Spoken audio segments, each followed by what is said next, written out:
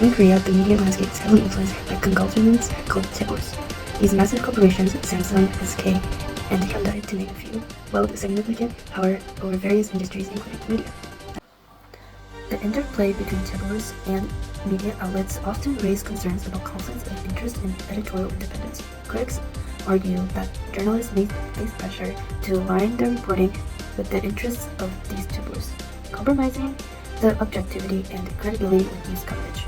There's a constant tension between delivering unbiased news and appeasing the corporate interests of these chaebols.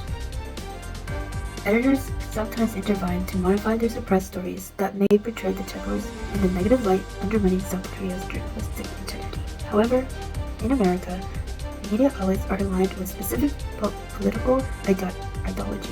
America are often exposed to echo chambers that reinforce their biased beliefs, fueling polarization and division.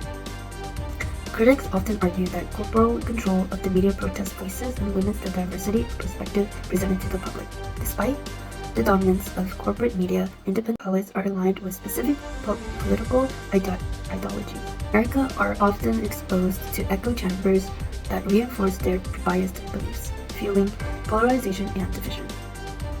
Critics often argue that corporate control of the media protest voices and limits the diversity of perspective presented to the public.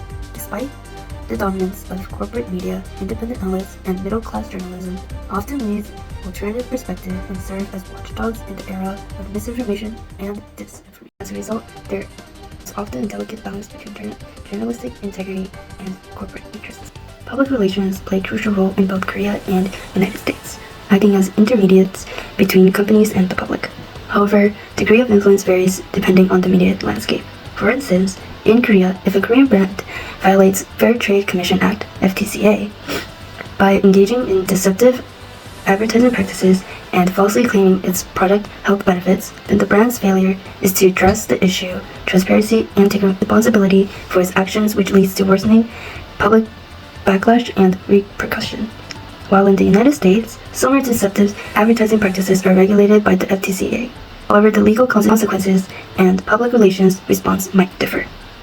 For example, if a US brand faces a similar allegations as Korea, promptly acknowledge the mistake, issues corrective actions, and works closely with its PR team to rebuild trust with its consumers.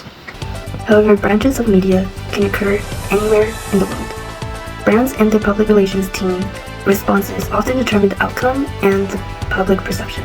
In conclusion, the media landscapes of Korea and the United States are shaped in different influences, from corporate power dynamics to regulatory frameworks.